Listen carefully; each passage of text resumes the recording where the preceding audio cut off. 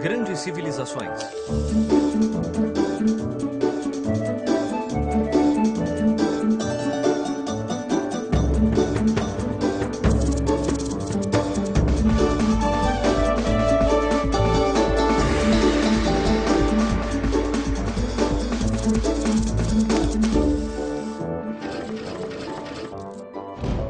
O Antigo Egito, primeira parte. Quando pensamos no Egito, 3 imagens nos vêm à cabeça: as pirâmides, o deserto e o impressionante rio chamado Nilo. Vocês conhecem? Mas primeiro vamos falar desse imenso mar de areia conhecido como o deserto do Saara. Esse lugar no norte da África não é lá muito atraente para se viver. No entanto, há milhares de anos, ocorreram chuvas abundantes no coração da África.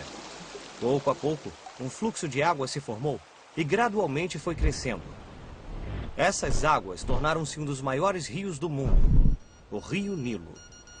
Muitas populações se instalaram às margens desse rio, mas viver perto do Nilo tinha seus altos e baixos. Na estação chuvosa, as águas subiam tanto que todas as terras ao redor ficavam inundadas. Mas quando as águas baixavam, a terra tornava-se ideal para a agricultura, pois o solo ficava muito mais fértil. Há milhares de anos, os povos nômades começaram a se fixar e a construir casas ao redor do Nilo. Assim nasceu o Antigo Egito. Os egípcios aprenderam a cultivar a terra rica e fértil. Havia muita comida. Isto significava que, em vez de ir em busca de comida, o povo egípcio poderia ficar em um só lugar, plantando todos os alimentos que precisavam. Você tinha que procurar comida o tempo todo, mamãe. Sim, mas não é mais preciso, querida. O povo egípcio usava as cheias do rio Nilo em seu benefício de forma muito inteligente. Eles inventaram um sistema de irrigação que fazia crescer ainda mais a plantação. Profissões como a do agrimensor foram inventadas. Assim como os engenheiros modernos, os agrimensores mediam as terras, projetavam os canais de irrigação e muitas outras coisas. Os pesquisadores começaram a usar cálculos matemáticos para ajudá-los no planejamento. Mais tarde, esse conhecimento de matemática ajudaria os egípcios a realizar grandes obras. O Nilo trouxe aos egípcios um outro benefício: o comércio. Os alimentos e outros bens produzidos pelos egípcios eram transportados em barcos e vendidos ao longo do rio. Assim, o Nilo tornou-se importante via para o transporte de mercadorias e pessoas, facilitou as negociações e fez dos egípcios um povo muito rico. Com a abundância de riqueza, de alimentos e com a facilidade de comércio, a civilização egípcia começou a crescer. Tudo graças ao rio Nilo. 3.000 anos de história. Há mais de 5.000 anos, por volta do ano 3.500 a.C., o desenvolvimento do comércio e da agricultura ajudou algumas aldeias às margens do Nilo a se tornarem muito ricas e poderosas. Assim, outras importantes cidades começaram a crescer ao longo do rio. Quase 3.000 anos antes de Cristo, o rei Menes criou uma capital em Mênfis e unificou os reinos do Alto e do Baixo Egito. O símbolo do Alto Egito era uma coroa branca e do Baixo Egito, uma coroa vermelha. Por isso, as coroas dos faraós eram duplas. Esse foi o início de um grande império que duraria milhares e milhares de anos. O Antigo Egito ficava numa localização privilegiada. De um lado, o deserto imenso os protegia dos ataques do sul. E do outro lado, o rio Nilo fornecia alimentos e permitia o comércio e o contato com outras aldeias. Manter a unidade do Egito foi difícil para os governantes, já que havia muitos inimigos que queriam invadir suas terras e roubar as riquezas. Os faraós governaram o Egito por mais de 3.000 anos. Imaginem tudo o que aconteceu desde o início do calendário cristão até agora. E os egípcios governaram ainda mais 1.000 anos. É muito tempo! A pirâmide social. Os egípcios organizaram a vida social como uma grande pirâmide. Diferentes grupos de pessoas tinham importância diferenciada. No topo da pirâmide social ficava o faraó. Os faraós governavam o Egito. Todas as riquezas do Império lhes pertenciam e eles eram adorados como deuses. Mas a vida do faraó não era simples. Sua obrigação era manter a ordem, controlar a economia, as leis da natureza, as estações do ano, as cheias do Nilo, o movimento dos planetas. Nossa!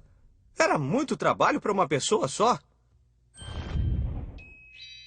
Depois dos faraós, os mais importantes eram os sacerdotes. Sua atividade era servir aos deuses, fazer oferendas e rituais em cada um dos templos egípcios. Depois dos sacerdotes vinham os escribas, cuja habilidade era saber escrever. Embora hoje em dia a gente aprenda a escrever na escola, no Antigo Egito apenas os privilegiados podiam aprender. Isso lhes deu muito poder. No Egito, eles escreviam usando sinais sagrados chamados hieróglifos.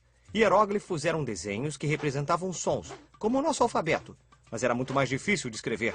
Embora houvesse mais de 700 símbolos diferentes, a escrita era regida por princípios claros e simples.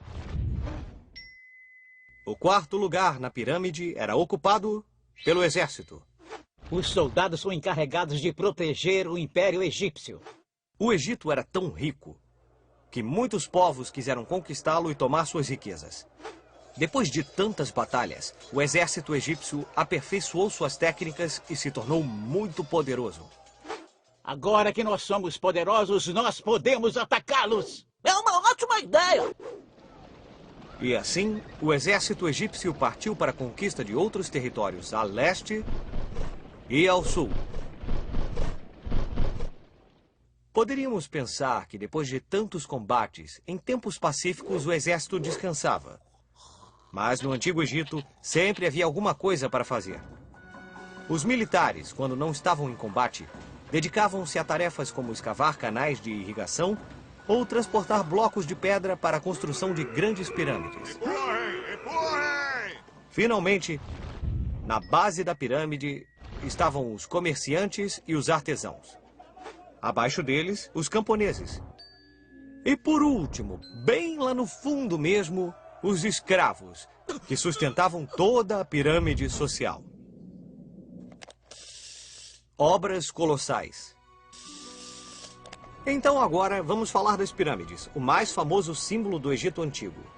As pirâmides ainda hoje guardam muitos mistérios e questões sem resposta. Mesmo os engenheiros modernos têm dificuldade para entender como elas foram construídas. Os faraós egípcios acreditavam que construindo monumentos colossais mostrariam sua grandeza ao longo dos tempos. Cada faraó construía monumentos fantásticos para os deuses ou para si mesmos. Pensem no Templo de Karnak, por exemplo. Composto de 3 santuários, é um dos mais antigos e maiores complexos religiosos do mundo. Pensem na pirâmide de Quéops, a maior das pirâmides. Demorou mais de 23 anos de trabalho constante para ser construída. As pirâmides eram grandes túmulos construídos para os faraós e eram cheias de objetos valiosos. Isso porque os egípcios pensavam que após a morte encontrariam o deus Osíris, então podiam levar qualquer coisa do mundo material. Assim, muitos faraós decidiram estar bem preparados para esse encontro. Levavam sempre muitos tesouros com eles, porque quanto mais oferecessem a Osíris, mais receberiam na vida após a morte. Vamos usar nossa bússola do tempo para ver o que estava acontecendo nos outros lugares do mundo nessa mesma época. O que estava acontecendo em outras partes do mundo enquanto os egípcios construíam as pirâmides? No Vale do Indo, a quase 4.000 quilômetros do Egito, 2 grandes civilizações, nomeadas Harappa e Mohenjo-Daro, dominavam a maior área de todas as civilizações na época. Mais de 1 milhão de quilômetros quadrados. E assim como as águas do rio Nilo levaram o Egito Antigo ao desenvolvimento, as águas do rio Indo também foram vitais para essas 2 cidades. Porque assim como o Nilo, o rio Indo subia uma vez por ano e deixava as terras às suas margens mais férteis. E assim os povos que viviam nesses vales acumularam grande riqueza, tornando-se pioneiros no comércio de artigos de luxo, tais como pedras preciosas e animais exóticos. Vestígios desses comerciantes foram encontrados em lugares tão distantes quanto a Mesopotâmia. Quer dizer que esses comerciantes antigos viajavam para tão longe? Parece que sim. E não é só isso. Vestígios da cultura Harappa também foram encontrados no Irã e na costa oeste da Península Arábica. Na segunda parte do episódio sobre essa apaixonante civilização, nenhum segredo do Antigo Egito que nos foi revelado é tão assustador quanto o da maldição de Tutankhamon. Quando a tumba de Tutankhamon foi aberta em 1922, todos ignoraram os avisos sobre a maldição. Ao longo dos anos, várias mortes misteriosas aconteceram com quem estava lá no dia da descoberta. Desde então, fala-se sobre a maldição de Tutankhamon.